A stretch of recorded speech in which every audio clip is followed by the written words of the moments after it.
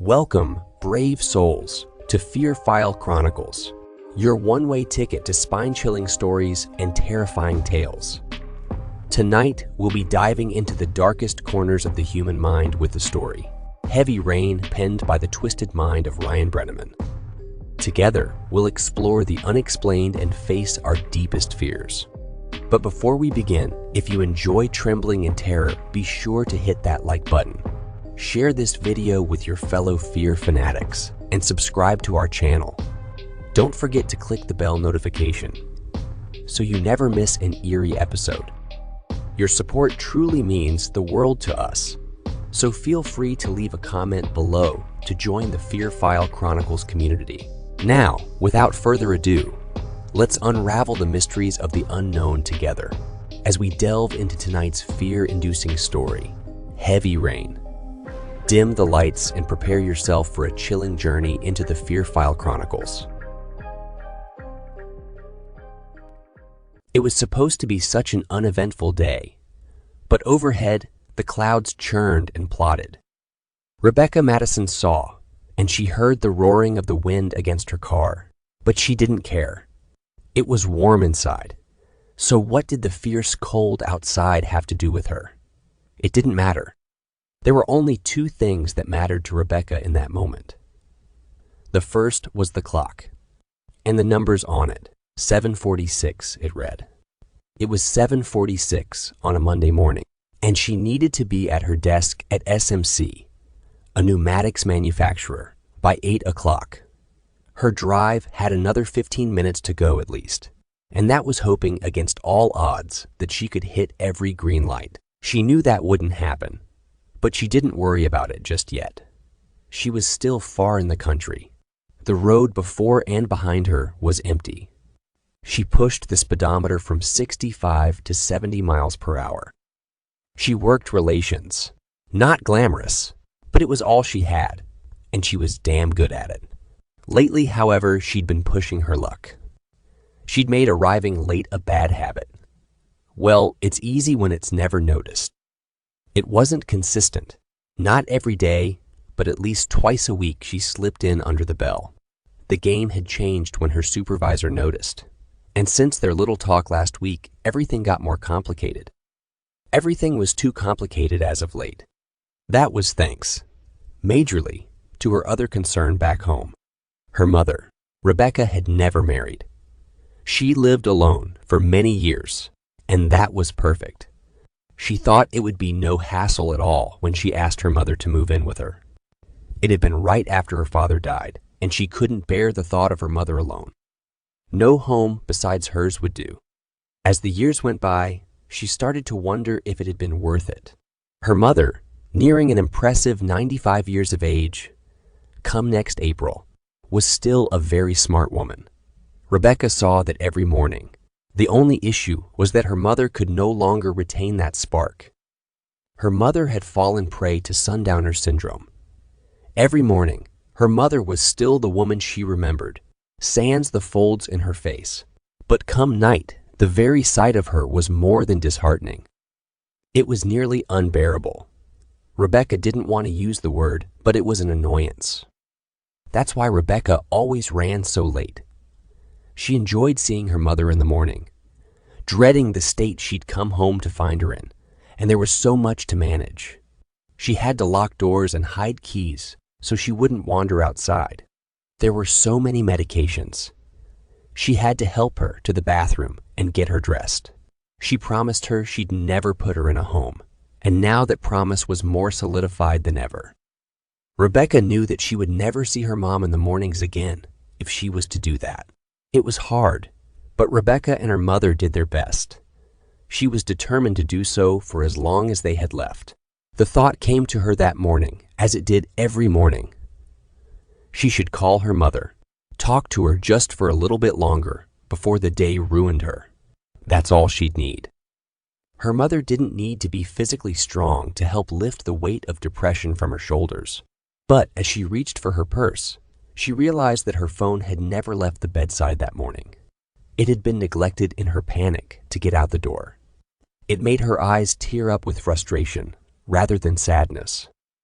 All she could do was sit in the white noise of the radio and watch the endless fields of dead corn roll by. She pushed the speedometer again, up to 75, and the radio came to the forefront of her mind. Her ear clung to it out of the blue, but honestly, she didn't hear it. Still are unsure of the scope of the event. All that's known at this time is that the Chinese government has declared a state of national emergency. At the moment, China has released no official details of the events that have transpired over the last 24 hours, and they have ignored all of the UN's offers to assist them. No sources yet have been able to confirm any further details, as communication with the troubled nation has grown difficult, with many intelligence satellites showing major power outages within the nation's borders. An abundance of rumors, however, have started circulating around that stretch from incredibly believable to the utterly improbable. While the intelligence community has flat out denied a majority of these rumors, it's hard not to notice that a lot of them sound incredibly similar to ones that started circulating just last week about Somalia, where Rebecca turned the radio from AM to FM. She was in no mood for news that morning. She preferred music. She allowed herself to get lost in it. The country song fit to her surroundings like a puzzle piece. A silo grew closer on her right-hand side. A picturesque farmhouse nestled right beside it. And on the left, she spotted an older blue Ford pickup coming towards her carrying a horse trailer. The sights of Ohio. She felt much younger. And that's all she wanted. The moment was so perfect that it had perfectly distracted her from the red raccoon-sized mass that landed on the road ahead. With a bang, her tire was shredded. Only once before had Rebecca felt a tire blow, and she'd been 7 at the time. Her father was at the wheel. She remembered how calmly he'd handled it. He gritted his teeth and willed the truck to stay on the road. He'd tensed up, but he'd handled it expertly. That's the only way he could do things. She wished he'd passed that on to her. She screamed, and instinctively she jerked the wheel to the right. The car skidded and hit gravel. She overcorrected again, just barely managing to save her car from sliding into the ditch that hugged the side of the road. The car skidded into the oncoming lane, spinning to face the way she'd just come from as she slammed on the brakes. She gritted her teeth, expecting more. But mercifully, her car came to stop without further incident. Everything came to a stop except for her heart. It was pounding faster than it had in nearly 5 years. She remembered the truck, but about 10 seconds too late had it still been an issue. Fortunately, it was no longer an issue. The man driving the truck had managed to stop about 2 car lengths away. He was already on foot, and he was almost to her door. The knock of his knuckle on the glass brought her back to reality. "Hey, miss. He asked, concerned. Are you all right?" She eyed the older man. He was as thin as a twig, with a bushy mustache and a sun-dried face. His eyes squinted down at her as she nodded her head in affirmation. He nodded his back. "My phone's in the truck. Hold tight. I'll be right back." With that, he turned and hustled back to his truck's cab. As he searched, she relieved herself of her seatbelt. She felt like she'd been punched in the chest by a gorilla. Her head was heavy. She realized she was dizzy as she took that first step out of the car. It was like she was walking on jelly. Gripping the door with white knuckles, she fought against the fierce wind. It threatened to at least knock her on her ass, if not carry her away altogether. She closed her eyes, held on, and took several deep breaths. It would have helped her calm down a great deal had the old farmer not accidentally startled her when he returned. He must have seen it in her eyes, because he quickly apologized. "I'm sorry, miss. Are you sure you're okay?" Yes. She said, trying to convince herself more than him. I'm fine. Are you okay? I'm so sorry. Did I spook your horses? "I stopped in plenty of time, miss. And it's an empty trailer. Horses are about 10 miles down the road. It's okay. Did your tire blow out?" She wasn't too sure. Everything was still spinning. I think so. Shit. I don't think I have a spare. "It's okay." The farmer chuckled as he put a reassuring hand on her shoulder. Everything's going to be just fine. Let's go check out the damage. He was very kind to her. The farmer cautiously and supportively guided her by the arm, making sure to correct her every sway. They took their time as they moved around the front of the car. Sure enough, when they reached the right front wheel, there was almost nothing left on the rim. The rubber had been shredded. It looked like she'd driven it over a field of razor wire. Oh, wow. The farmer said, Yep, your tire's seen some better days, I reckon. shaking her head in disbelief. Rebecca felt like vomiting. The wind continued to assault her face with a frigid, ungodly cold. The farmer didn't seem to mind it as much. His focus was back down the road, towards the rest of her tire. We should probably go clear that off the road, he said. She begrudgingly went along. It had nothing to do with him. She just wanted to be inside the warm embrace of her car's heater again. The damn marshmallow of a coat she was wearing didn't do a thing to help. She took out the fuzzy, black gloves she kept in her pocket and slipped them over her hands. The warmth didn't come fast enough for comfort. Comfort was knowing that now she had an excuse for being late. That should have taken a load off, but she realized she'd have to prove it. A situation made difficult by her lack of phone. Hey, thanks for your help, mister. She intentionally trailed off, hoping he'd fill in the blank. Sanders. He replied. Phil Sanders. It's absolutely no problem at all, miss. Madison. Rebecca Madison. She said, shivering. Does your phone have a camera on it by chance? He eyed her and smirked, then held up a black smartphone. Just 'cause I'm old doesn't mean that I don't. Sorry. She interjected, chuckling with him. I didn't mean anything by it. Just giving you a hard time, miss. What about your camera? Well, I left my phone at home. Another wind struck her and shook her. I was wondering if you could help me out and take some pictures. You know, for the boss, mainly. I hear you. I think we'll be able to come to an agreement. They were almost at the remains of her tire. The tattered remains sat about 50 yards away from where her gray Civic had stopped. The rubber had peeled right off her rim. The tread still faced down, and the torn strands of rubber curled upwards like a flower petal. Hey, looks like it stuck the landing. Phil said, eyeing the rubber. He bent downwards and gripped either side of the strip. He tried to stand up with it, but he couldn't lift it. Both ends came up, but the middle held fast to the road like it was glued there. With a huff, he tried again. What in the world? He asked on the third try, grunting hard. He scoffed. Holy crap, what did you hit? I have no idea. Rebecca said, hugging her chest. I didn't see anything. 1 second, the tire was there, and then the next, it wasn't. She hesitated on the last word as Phil tried for a fourth time, because she saw something under the rubber. She only got a peek, but she could see that it was red. Hold on, She said. it looks like it's stuck on something. Stuck. What do you mean, stuck? On what? Super glue? He chuckled. Rebecca looked either way, checking for traffic. With the coast still clear, she urged Mr. Sanders to try again. When he did so, she saw the red mass again. It looked like a giant piece of bubble gum at first. She was dumbfounded, and she got on her knees. It's stuck on something gooey. Did you say gooey? Phil put the rubber back down and got on his knees with Rebecca. He shined his phone's flashlight under the rubber. There certainly was a gooey mass stuck to the tire, and it was wet and rank. The wind carried its stench right into Rebecca's nose, and the vomit she'd been holding down almost came. The smell was thick and hot. It was the smell of rot. Looks like you hit a coon or something? Phil said, backing away. Goddamn fresh one, too. That's weird, though, with the tire. I don't know why it stuck to him. Never seen anything like it before. I haven't either.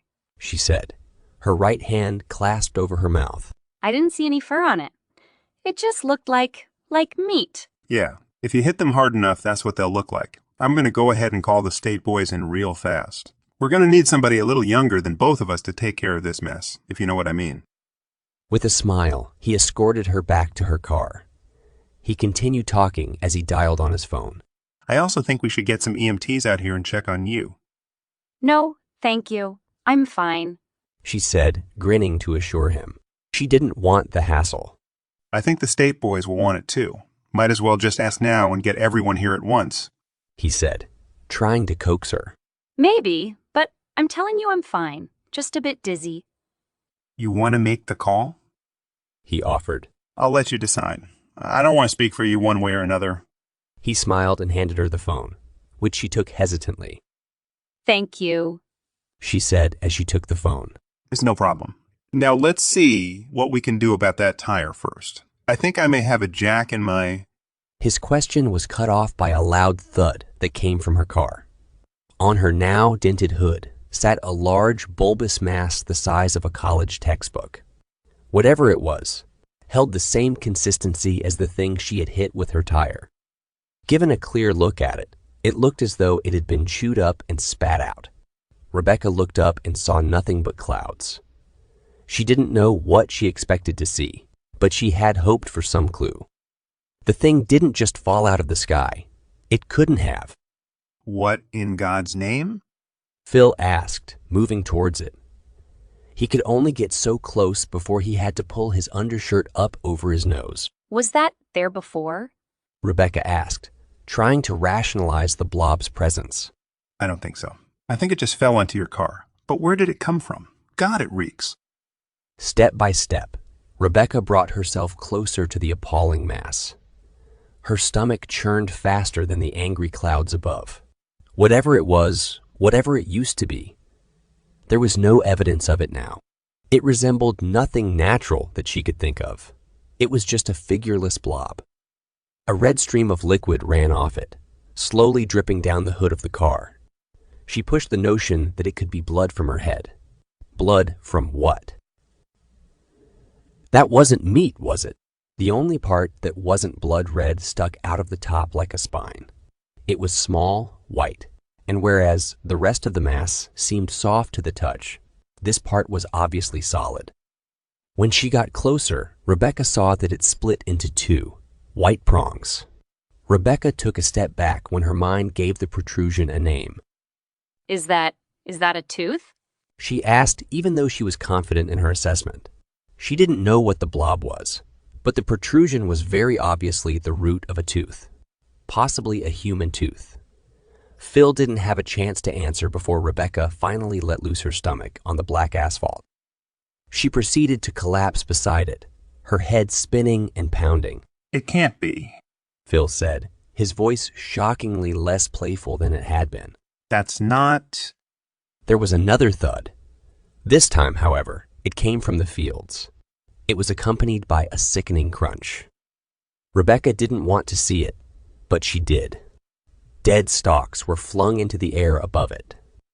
Then, before the stalks settled, another blob dropped beside it amongst the husks of corn. Pieces of corn stalk stuck to its sides and held fast. The mass rolled and jiggled, recovering from the force of the impact. More followed. Another piece fell. Behind them this time, it struck nearly 200 yards from the road. Before that one had even settled, another one hit the road behind Phil's truck. Rebecca had watched as that piece fell straight down from the sky above. No arch. It hadn't been chucked. It had been dropped. Another piece reached the row of barren trees beyond the fields to her left. The weight of the blob snapped the higher branches. She couldn't see where it landed, if it had landed at all. One struck the top of the silo, causing it to ring loudly, the sound echoing inside the structure. The piece stayed there, holding to the top of the silo's dome with ease. It had stuck like glue. Rebecca looked up to the sky. Overhead, as the clouds swirled and fought, the blobs fell from somewhere beyond them. They started as black ink drops against the gray skyline, but as they plummeted, they took on color and grew into the disgusting blobs that now littered the landscape. All around them, the drops came faster and faster. The horror of it all struck Rebecca as a piece fell, not 1 yard from her hand. A warm, red liquid splattered across her face. The sky was raining flesh. Get up, Phil said, also looking to the sky with caution and disgust. He turned back to Rebecca. Miss Madison, please, get up now. You need to get in your car before... As if out of pure cosmic irony, a large chunk of flesh, almost the size of a pillow, struck Mr. Sanders on his right shoulder. The impact yanked him towards the ground, but he took the hit. He miraculously managed to stay on his feet. That didn't stop him from screaming. Oh my God! Rebecca exclaimed, quickly getting to her feet and rushing over to his side. The thing was still stuck to his arm. The unholy thing had molded itself around his shoulder and arm. It formed a grotesque cast, pinning his arm to his side. Extensions from the impact had splattered out to stick to his face and chest. He wheezed in pain. I think it broke my damn shoulder. Get it off, please. Get it off. He begged her. Yeah, hold on. Rebecca said, watching the sky. With every second, the rain of flesh fell faster, heavier. With every second, she felt increasingly uncomfortable, increasingly terrified that the next one would strike her next atop her head. She pictured it wrapping around her face and smothering her in rotted darkness. She turned her attention to the injured old man. Putting Mr. Sanders' phone into her pocket, she reached slowly for the disgusting mass stuck like a leash to his shoulder. She forced her gloved hands onto the thing, and she gripped it tight. As she did so, her fingers slowly started to sink inwards. She winced as an unwelcome warmth soaked into her gloves. Mr. Sanders brought his other hand up to help. It sunk in deep. She took a deep breath, inhaling an unfortunate amount of stench, and gave it a good pull. She managed to yank Mr. Sanders forward, but the mass didn't budge. It was stuck to him, like glue. With another tug, she realized her hands were stuck there too. Harder. Phil pleaded through the pain. Pull it harder. My hands. Rebecca said, panicked. My hands are stuck. Just once, she tried to wiggle her fingers free, but they were stuck inside the blob. She tried again. Downwards this time. She pulled with all she had, but all she did was pull Mr. Sanders off his feet. He struck the asphalt hard, and she nearly came with him. They'd accomplished nothing. Mr. Sanders grimaced, and tears started to flow down his face as she pulled him back up. Rebecca saw that it wasn't working, so she set about trying to free herself. She didn't want to, but her survival instincts were in full gear. They couldn't waste another second outside. She struggled, twisted, and pulled, but the revolting thing was held faster than anything she'd ever seen. She tried pulling with her left hand, and she pushed with her right. Her left glove gave, and part of her hand came free. She realized she could pull her hands out of her gloves. Please try again, Mr. Sanders asked in a pitiful voice. He could barely keep his eyes open. His shoulder was dislocated at the very least, and she knew it. There was nothing she could do alone to pull that mass off his arm. All that mattered now for both of them was that they find cover. Quickly, she fought against the gloves to free her hands. The pounding of the reins grew faster and heavier. Another piece hit her car right on the top of the cab. 3 struck Mr. Sanders' truck. All of them were far too close for comfort. Mr. Sanders didn't realize what Rebecca was doing until it was too late. No. He shook his head. No, please don't. Please, try again, please. It stings. It stings. She ripped her hands free of the gloves with a grunt, just as a chunk smacked against her windshield. It was the size of a car tire. I'm sorry. There's nothing I can do right now. We need to get to cover. Get back to your truck. Stay there until this is over. She didn't hesitate to turn around and open her door, but Mr. Sanders could only stumble backwards. With a limp, he started to pull himself towards his truck, groaning. He watched the sky through his watery eyes. Scared, Rebecca slammed her door shut just as another pounding thud came from the roof. She yelped, and she fumbled for her keys. They were in her pocket. That was good. But then she felt something else. A phone. Mr. Sanders' phone. She pulled it out and looked out her rearview mirror. Outside, everything was consumed by a downpour of flesh, and there was Mr. Sanders limping through. It was by the grace of God that Mr. Sanders got as far as he did. He almost managed to reach the door of his truck. He could have touched it. A smaller drop of flesh, the size of a book, hit his left foot and glued it to the spot. Rebecca could only watch as he stumbled and fell hard to the ground. On his front, he could only lie there at the mercy of the sky above. Rebecca tried to see him out her rear window, but so many drops had accumulated there. It was impossible.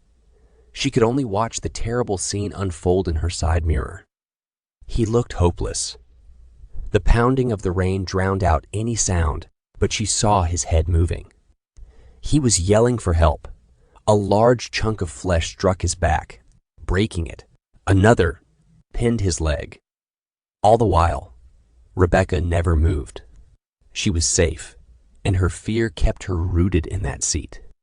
Had a glob not swallowed her mirror first, she would have witnessed another drop strike him right on the back of his head, delivering his face quickly into the asphalt below. It was an accidental mercy. She started to hyperventilate. She had no idea what to do. The rain outside just kept coming and coming. In reality, the rain only lasted a few minutes, but it seemed so much longer. It seemed like it stretched on for hours on end. For that seeming stretch of forever, all Rebecca could do was scream. She moved to the back seat, away from her cracking windshield, and brought her legs in close to her chest. She hugged herself as the heavy rain fell over her, consumed her. Soon, the drops would cover every inch of her car and the windows. They ate the light. She was left, alone, in darkness. Long after the barrage outside had ceased, Rebecca cried in darkness. Thankfully, the windows had held back the physical barrage, but they could not hold back the stench. That had flooded inside almost instantly. It had threatened to suffocate her. Then, she didn't even notice it anymore. Eventually, Rebecca was able to move her arms and her feet and her legs, but she didn't want to. The car had protected her, but Rebecca still felt unequivocally surrounded, like a child under their sheets. She didn't want to let one single limb hang free. The monsters might get it. The darkness wasn't total. A dim glow precipitated between the masses outside. Red light managed to leak through the edges of the blobs where pieces met. The jagged lines covered her car like lightning. It did her no good. Not nearly enough light could seep through to offer her any illumination.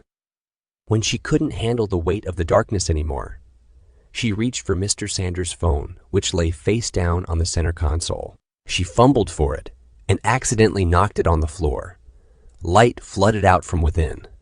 It was blinding, but welcome. After giving her eyes time to adjust, she searched for the flashlight. She was so thankful that the phone had stayed unlocked. She found it, and the entire car was illuminated. She wasn't ready for what she saw. A claustrophobic paralysis found her as she beheld the things stuck to her car, pressed tightly against the glass. The things seemed to embrace her. Most of the glass had held, except for her rear window. It had nearly shattered, but every crack and shard was held fast in place by the revolting masses. They didn't move. They hugged her car in silent stillness. Rebecca recalled the tale of Jonah and the whale, and she imagined this was how Jonah felt. She had been swallowed alive. She needed to get out. She flipped over. She hesitated to reach for the door handle. She didn't want to get any closer to those things than she needed to. She pulled, and when she heard the click, she pushed. Her whole body pressed up against the door.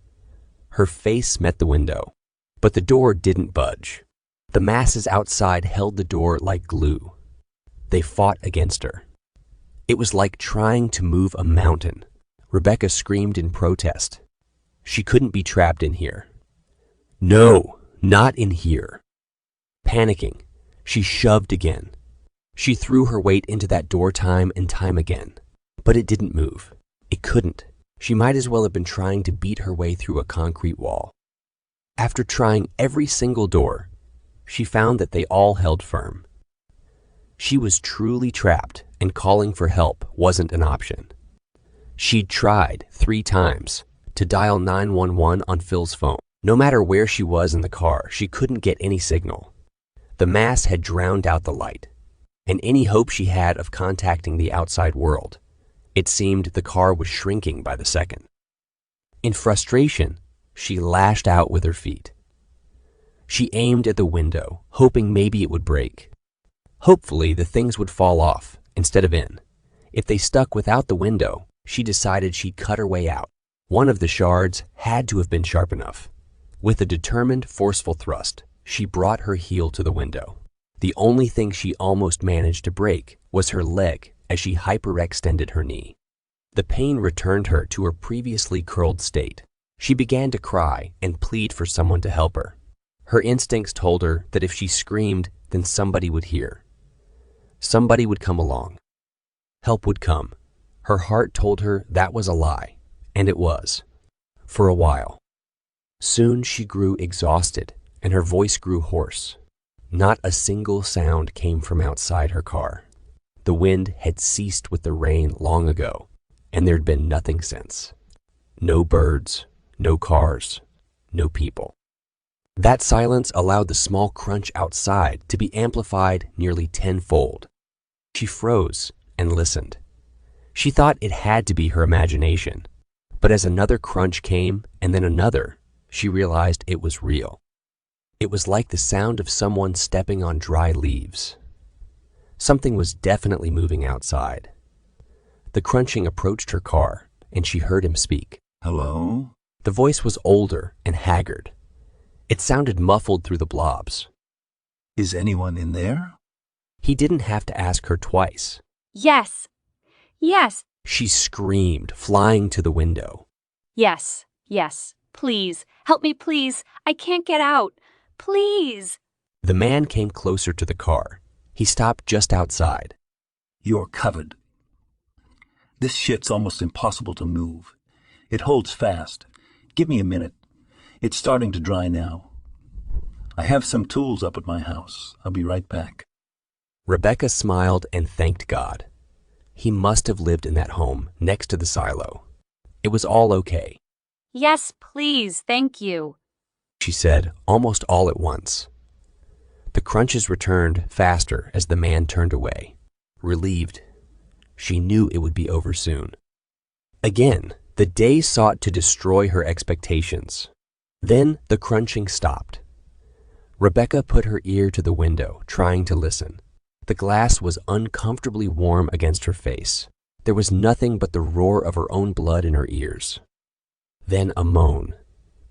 That moan continued for several seconds before it evolved into a short gag, a gasp. Something had happened to the man. He must have only been 4 or 5 yards from the car. He cursed and grunted. There was a louder crunch that was followed by silence. That silent moment hung on the air, and Rebecca pushed harder against the window.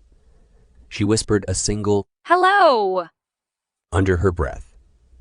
Then the moment was shattered by his scream. Rebecca pulled her face from the window as if she'd been burned. What? She asked, panicked. What happened? Are you okay? Hey, are you okay? She was clueless. Had the man fallen? Maybe he'd rolled his ankle and fallen. But could that cause him so much pain? His scream was primal, like a wounded animal, and it ended for a moment. It was just long enough for the man to take a quick breath, and then he continued, the yell increasing in volume and pitch. I didn't hear you? She pleaded. What is it? Please. Tell me, are you okay? Talk to me. He did, in a raspy, shrill, and pained voice. Stay in the car. It sounded like he choked on the last syllable as a ghastly, gurgled yell came from his lips. Through his pained cries, Rebecca could only make out so much of what happened next. Stay. Growing. I feel it. Don't. Out of that car. Oh, God, no. Then, unexpectedly and instantly, the screaming ceased. The silence returned, and Rebecca shook. Her mind raced, and her breathing came in short, fast gasps. Tears warmed her face. No, she couldn't let him leave her. She wouldn't be alone again. Hey, get up. What's happening? Sir. With a determined fury, she brought her hand and the butt of the phone to the window pane. That's when it moved, almost in perfect sync with her motion.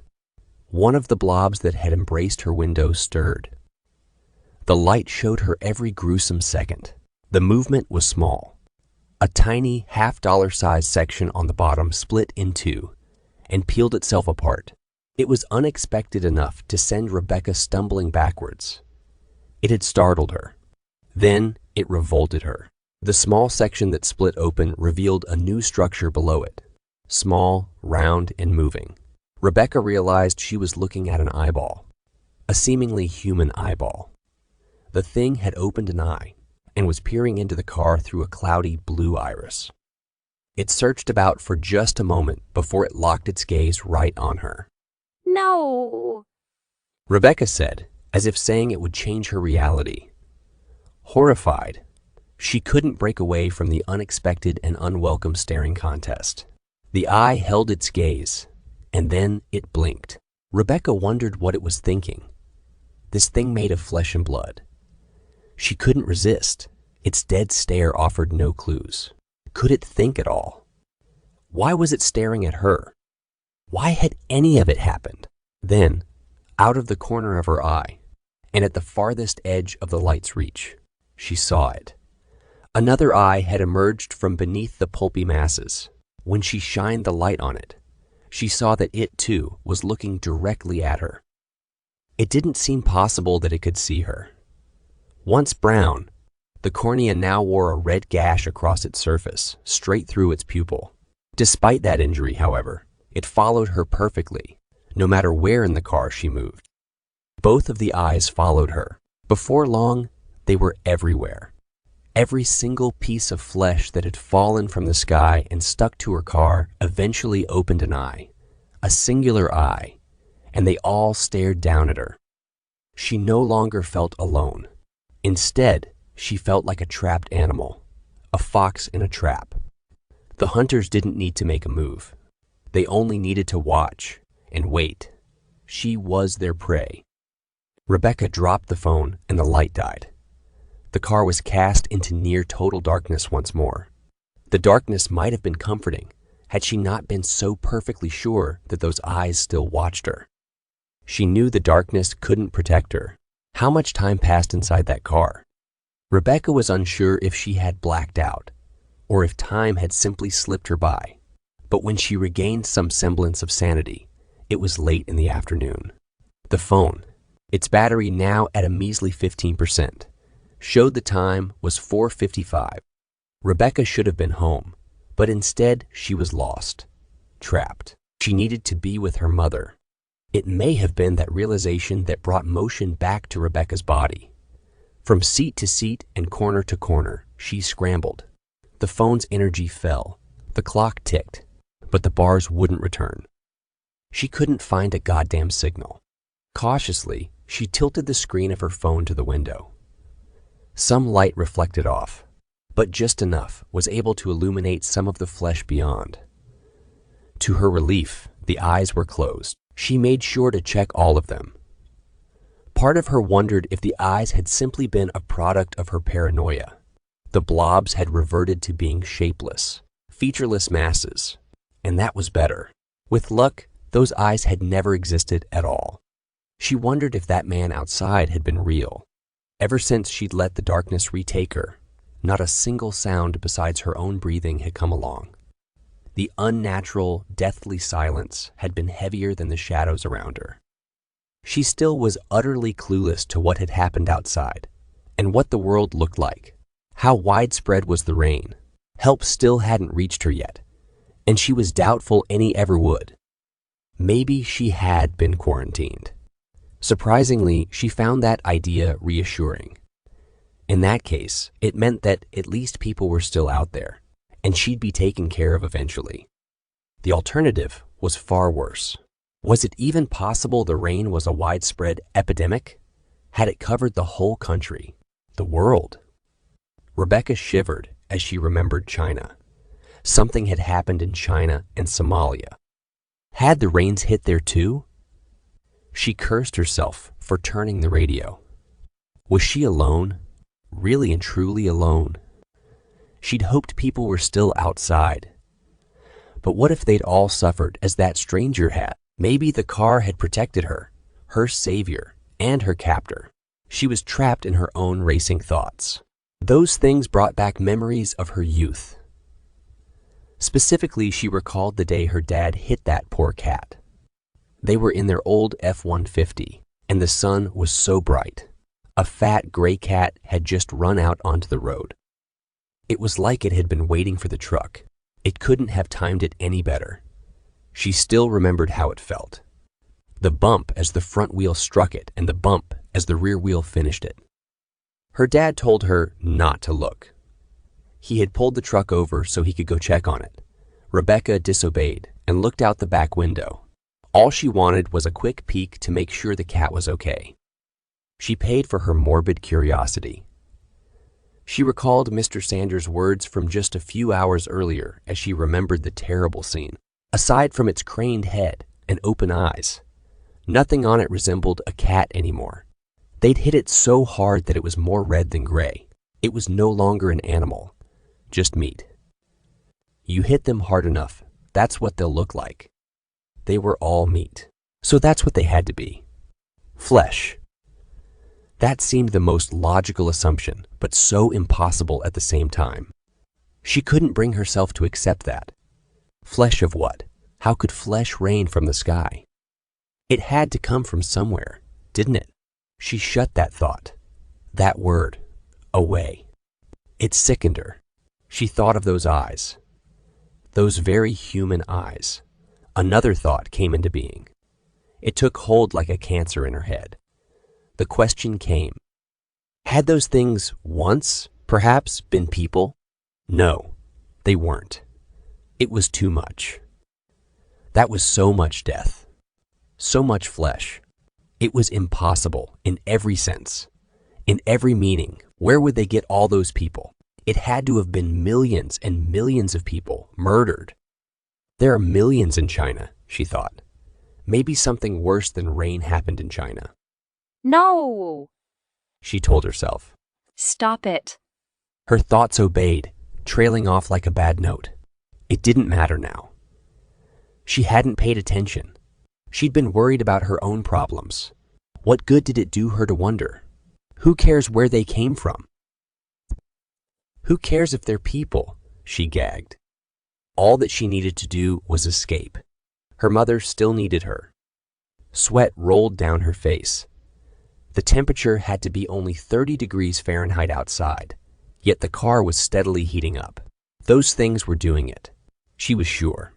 They were warm, and the warmth they emitted was conducted directly into the car. Shedding her coat and sweater, she fanned herself with her white, sweat-soaked undershirt. Rebecca wondered how long it would take for them to cook her alive, if that was possible. Death by Rank flesh heat. as she decided to call it, wasn't an option for her. Placing the phone on the center console, she moved to the driver's seat. She didn't like it. Those pulpous things were far too close when she sat there. But if she let herself roast any longer, she wouldn't get to live to regret it. Back at the wheel, she couldn't help but think about driving away. It wasn't a possibility, just a fantasy with those blobs. The packed windshield blocked her sight, and they also probably held her tires to the ground. She'd never move, and she'd never get anywhere. Wondering if perhaps the noise would agitate the things, Rebecca saw their eyes in her mind. It had been hours since then, and the eyes hadn't returned. Assured that if they wanted to hurt her, they would have done so already, Rebecca started the car. The engine turned twice and started. More heat leaked out from the vents in moist, heavy waves. She gagged as the fresh stench overloaded her nose. It would take a moment for the AC to turn on. The radio was as silent as she knew it would be. While she waited, she tried, out of curiosity, to drive. Switching into gear, she eased down onto the gas pedal. The engine picked up in pitch, but the wheels did nothing but flinch. It felt as though she was trying to drive over a curb. She fed it more gas, as she figured the car wouldn't move an inch. She cursed the damn wheels and her damn life. A groan came from above her. It wasn't guttural. It wasn't those things. It was her car. The roof of her car was caving in. Something was pressing down on it. On the windows, she saw them twitch. The masses were moving now, reacting. It was the car. It had to have been. She'd accidentally woken them up. Cursing her careless mistake, Rebecca yanked the key from the console. The car fell silent, but the things kept moving. They struggled against each other, wiggling back and forth in their confined spaces. Perhaps they were searching. Rebecca held her breath, and she waited. Their motion had started to rock the car from side to side. The things shook her, harder and faster. The lurching continued until Rebecca felt she was going to throw up. The wheel was all she had to hold on to. Fortunately for her, the rocking did not persist for long. After just a few seconds, everything stopped. The car fell back to rest, and the calm retook the air. Rebecca sucked in an exhausted gasp. Reluctantly, she released the steering wheel, but as her eyes watered, she reached for the phone. She had been tormented enough. Never before had she been so desperate to speak to her mother. Still, there were no bars. No signal. The battery fell to 7%. Her heart was already drained. She fell back into the rear seat, too weak to cry. It was hopeless. Rebecca wasn't sure what prompted her to check again. Habit, probably. In the back seat, she had subconsciously refused her fate. Looking back at the phone, she was shocked. It was weak, but finally, a connection had been made. A signal. There was a signal. Rebecca wasn't sure if her fingers had ever moved faster in her life. She dialed in the number for home. As she held the phone to her face, she didn't know if she could even speak. Her hand was cupped over her mouth.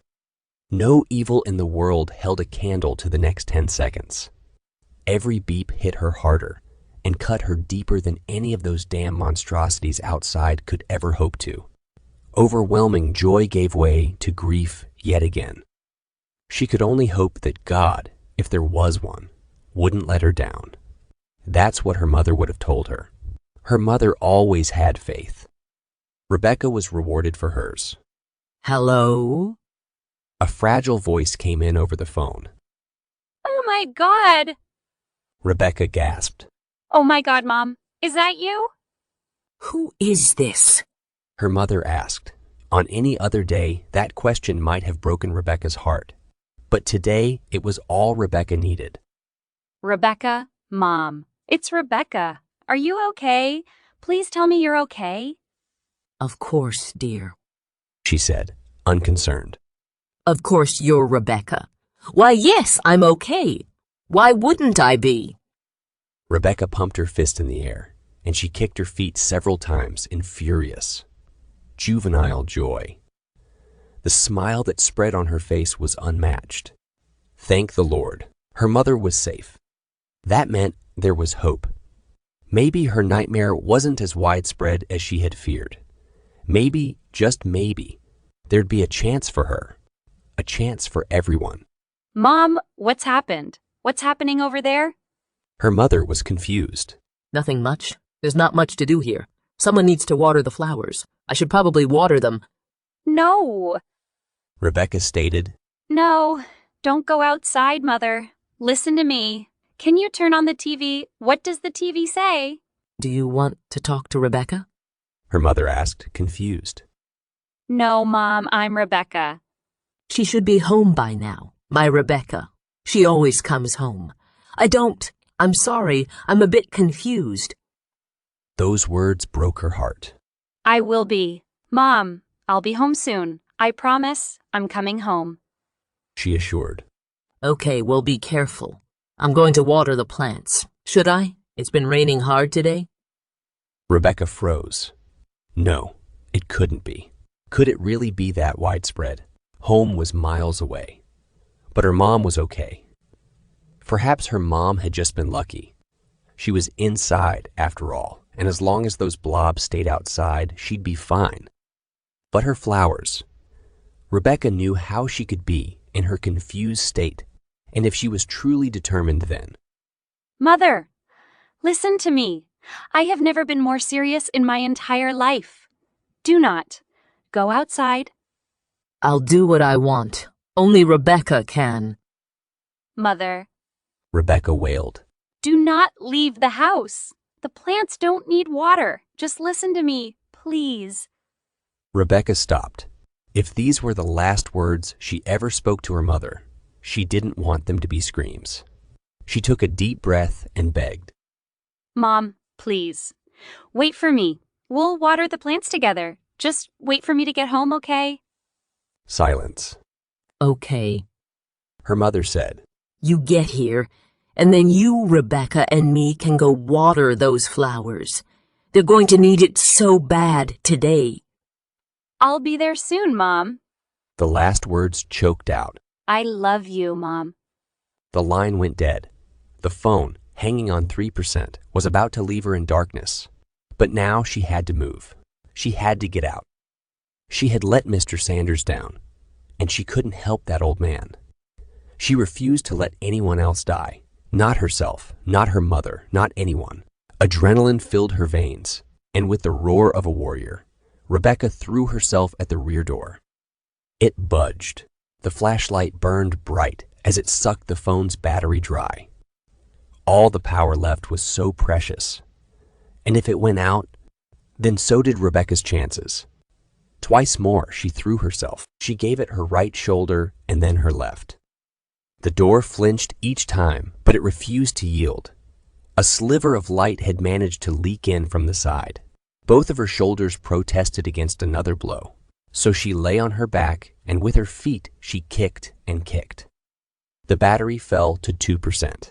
Her feet ached, especially her right ankle, as she felt her pain from earlier return in force. Pain didn't even slow her down. Regardless of how futile each kick seemed, she refused to stop.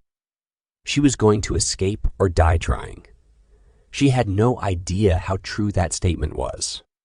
One moved in the corner of the light, squeezing its way through the newly formed crevasse between the door and the car. She didn't see it until it had just about touched her leg. When she did, she instantly brought her knees to her chest. A thin mass, a fleshy tentacle, had entered the car. It squirmed around blindly on the seat. It pulled itself forward with what looked to be a fingernail. The battery slipped to 1%. A noise came behind her. Turning her head, she found that she was surrounded. Through the other door, more tentacles were starting to wedge their way through. The center of the seat offered little solace. As both sides grew closer, the glass behind her started to crackle. As even more protrusions pushed themselves through the cracks, they pushed their way through shards of glass, carrying each piece with them at the end of their arm. They were coming for her, but she was done hiding. If anything, their intrusion only encouraged her. Now it was her and her mother's survival on the line. With her booted heel, she squashed the singular tentacle that had originally disturbed her space. It wiggled, pinned against the seat. She initially thought it was blood that leaked from it, but it came slow and viscous. It stuck to her boot like syrup. With a disgusted shriek, she pushed the tentacle to the floor and out of her way. The door had been pulled open by those things to let the tentacle in, and she saw her chance. She offered up a final, double-legged kick. The flashlight went out, and with a final yell, light flooded the car. She'd considered everything in the last several hours. Every scenario had danced through her mind like terrible daydreams. The memories of that man had fed most of them. She thought about the crunching beneath his feet and those terrible screams. She wondered what she would find, but she was far more worried about what might find her. Rebecca wondered what the world would look like once she escaped, and to her disgust, nothing she imagined could compare to what she found. As soon as she'd kicked the door open and leapt from the car, she suddenly felt like she was standing on an alien world. There was a loud crunch when her boots hit the ground. It felt like she was standing on well-packed snow. Those things covered every square inch below her feet. In fact, they stretched on as far as she could see. All around, from horizon to horizon, the blobs dominated the landscape. It invoked thoughts of Mars in her head, as there was no green to be seen anywhere. The color red stretched beyond her sight, seemingly into infinity. The land was rugged, and all the trees that she'd seen earlier along the sides of the fields were gone. The only major protrusions on the rugged landscape were where the solidified shells around the houses and cars still stood. They looked like they had scabbed over. Most had remained upright. They spotted the landscape in every direction. The old man's house still stood. The overhang of his porch had sheltered his front door from their barrage. The now dried, hardened creatures seemed to form a cave around it. It was a relief to see that they hadn't reached everything. The silo had fallen. The pieces lay in a messy heap beside the house. The combined weight of the things must have proved too much for it. Rebecca hoped that her house had held better. When she caught sight of the old man, she couldn't help herself. She shrieked. The old man was frozen, on one knee. Halfway between her car and Mr. Sanders' truck, he must have been going to check on him, the same as he had for her. When the things got him, she saw enter through his pant leg a bundle of tendrils, very similar to the ones that invaded her car, snuck up his pant leg, down at his ankles, where his skin was exposed. One had seemingly burrowed into his flesh. She followed the tendrils up. Like a snake, they coiled up his leg. They had crawled along his body, and she thought she could see the tendrils branch apart under his clothes. They snaked around his body, but they all ended before they reached his neck. Blood soaked through parts of his blue button-up shirt. The worst part was his head. It was forced back, held in place, and his mouth was agape. Sprouting from it, several dozen vein-like stems that ended in red, plant-like petals rose towards the sky. Liquid circulated inside them, as if pumped in by the man's heart. The grotesque growths wouldn't have terrified her as much had it not been for the man's eyes. They were still open, and they were looking right at her. Then came a single, labored breath. He was still alive. She heaved, but her stomach offered nothing to expel. By the old man's feet, she saw a bulge in the ground, and another bundle of macabre flowers protruding from within. Rebecca knew they marked Mr. Sanders' grave, if she could even call it that. Was he, too, still alive under there? Was that even possible? She prayed for mercy, and for Mr. Sanders' forgiveness. She knew she didn't deserve it. No, she couldn't have imagined this, not in her worst nightmares. Whatever those things were had grown into the man. Through him, she let another shriek loose as she saw his stomach twitch. The man grimaced as something moved inside him. Rebecca wasn't sure if there was a worse fate. The old man, his eyes wide with fear, gestured down. It took several motions of his eyes for her to even catch it, but once she noticed, she followed his gaze down. Rebecca hadn't noticed them before, but little, fibrous structures stuck out of the blobs. Each one was several inches tall. They looked like red ferns. A similar one was wrapped around the old man's ankle. Looking at her own feet, she noticed she'd stepped on one. The pressure from her boot had triggered one of the tentacles to slowly emerge from the blob below. It reached around blindly, unable to cling to the material of her boots. They weren't plants. They were snares. She nodded to the man, and she thanked him. He didn't need to tell her for her to understand that it was imperative that she not let those extensions, those blood ferns, touch her skin. She didn't want to leave the old man. In fact, she offered to help, but he groaned in disapproval. Exerting himself, he managed to shoo her away with small motions of his hand through his stuffed throat. He tried to speak, but no words came out. Rebecca knew it was too late. So she went to his house, again, forced to leave someone behind. A tear ran down the old man's cheek. It was like navigating a minefield. But Rebecca did it quickly and skillfully. The blood ferns were scarce enough, thankfully. If she stepped on one, her boots offered more than enough protection. The ground crunched like snow beneath her feet. When she stepped on something new, it caught her ear. The crunch she heard wasn't light, like snow, but heavy, like glass. Lifting her boot, she saw it embedded in the mass. Desensitization kept her moving, despite the appalling discovery beneath her foot. There was no mistaking it anymore. She knew she had been right. She had stepped on a watch. Through the cavernous maw of the blobs, she made it onto the porch, and she found the door unlocked. The house was abandoned, as far as she could tell. She called several times to check, but no one responded. That made her incredibly thankful. She was still alone, sure. But she didn't want anyone in that house to see what had happened to the old man. There was a picture frame, hung askew on the wall. In it, the old man stood with his family. He was about 5 years younger in it, and his wife and 3 grown sons smiled with him. The eldest son sat a toddler on his knee. He would probably only be about 8 now.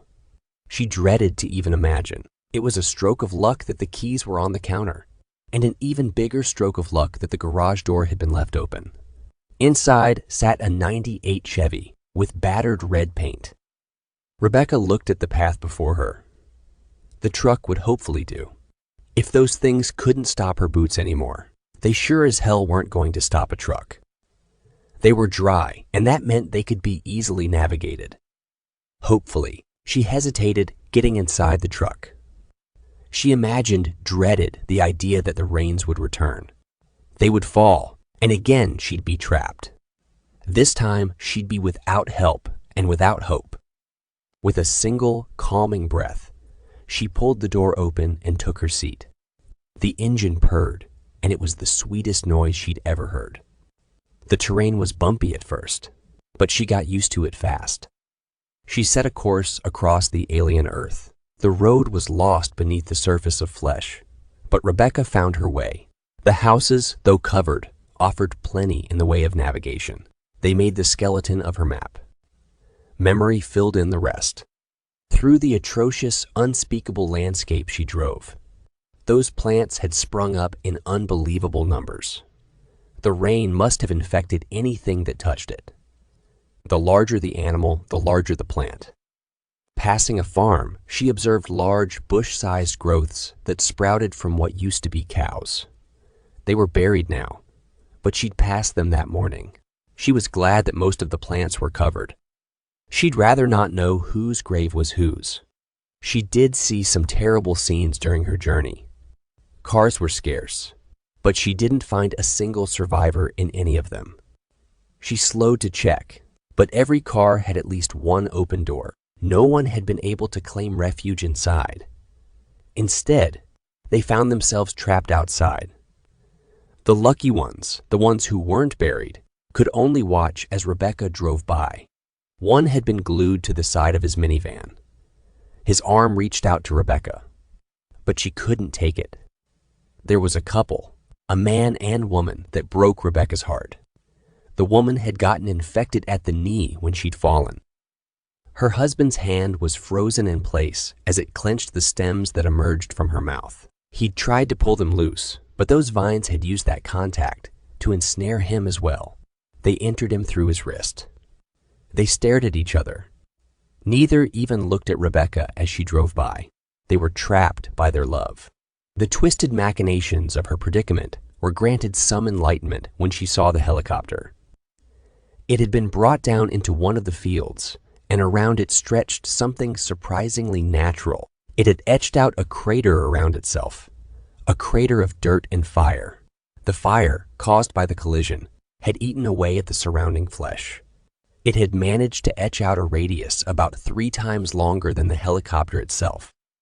Rebecca couldn't believe the sight of dirt and fire would ever have caused her joy. It was good to see the things pushed back, to see them burnt and beaten. That feeling died as she saw the clouds swirl above. An eye, like at the center of a hurricane, opened above. The winds picked up and threatened to pluck Rebecca's truck from the ground. Slamming on the brakes, she could only watch in awe what happened next. From within the eye, 3 large shapes descended. Blacker than the night, tentacles of enormous proportions dangled from the clouds. Surely they were thicker than skyscrapers and twice as tall. They hovered over the spot where the helicopter had crashed, examining it. Rebecca couldn't breathe as one retracted to the clouds, and its end split open into 5 pieces. 5 fingers. She could only watch as its, dare she say, hand disappeared behind the sky, and then reappeared grasping something massive. Pieces dropped from the hand, like sand from a fist, and splattered against the ground. The giant arm held its hand directly over the barren ground below, and then it started to release its hold. Like rain, pieces of flesh fell from the sky and littered the ground. They covered the helicopter, and they smothered the fire. Within moments, it was like there'd never been a disturbance there at all. The thing above, pleased with his restoration, carried the remaining flesh in its grasp back into the clouds. The remaining 2 tentacles swung about the eye, surveying their monstrous masterpiece. One split its fingers apart, and it tenderly brushed against one of the plants. It was a gardener tending to its garden. It was that sickening metaphor that brought Rebecca the greatest revelation. The rain, all the people infected, they were all nothing more than fertilizer. The creature above retracted into the heavens, and the eye closed. Rebecca no longer begged God for help. She cursed his name. The drive took almost half an hour. The town she'd called home her whole life was deserted and lifeless. Thankfully, very few were stuck outside. She didn't even want to know how many of the obscured figures were friends, loved ones. She drove past. She hoped that most had found refuge inside. Passing stores, she witnessed the truth. The doors were shut, but those things had spread inside anyways. People stood, trapped against the glass, like tortured mannequins. Random movements danced by some of the windows, but she didn't dare stop. Her home was so close. It was unrecognizable. Once beautiful, with 2 stories, yellow siding and a little stained glass rose in the front window. None of it could be seen beneath the disgusting layer of filth accumulated around it. The dead covered her house, and nothing was more sickening. That was what she thought, until she got out of the truck and reached the back of the house. Grief was not strong enough of a word to describe how Rebecca felt. After all she'd seen, and after all she'd survived and fought for. It had all led to this. There was only so much that she could have done. The fates had been cruel that day. Her mother was on her knees, a full water pitcher in hand. Her old eyes found Rebecca. They were green and still so bright. The vines hadn't taken hold completely, but Rebecca could see them moving. Only once. In that moment, was she ever thankful for her mother's condition? Rebecca was glad she probably couldn't comprehend what was happening to her. She didn't seem to be in any pain. With the last energy of a beaten and broken woman, Rebecca fell into her mother's arms and hugged her. Her mother surprised her for one last time. I love you, Her mother said. It was all Rebecca needed. I love you too. She replied. You're right. Her mother whispered into Rebecca's ear. I don't think the plants even need this water. Rebecca managed a final laugh as the infection took hold. Well, my friends, we've reached the end of tonight's chilling tale, Heavy Rain, by the talented Ryan Brennaman. I hope you've enjoyed our descent into darkness, and that you'll carry a piece of the Fear File Chronicles with you as you drift into uneasy dreams. If our story left you shivering and shaking, don't forget to like this video, share it with others who crave a good scare, and subscribe to the Fear File Chronicles for more haunting horrors. Remember to hit the bell notification so you're always among the first to know when a new nightmare awaits. As always, we appreciate your support and would love to hear your thoughts in the comments below. Sharing your fears and frights with us truly means a lot, so don't be shy to engage with our sinister community. Until next time, remember to embrace the darkness, for it is within the shadows that our most terrifying stories are born. Good night, and stay scared.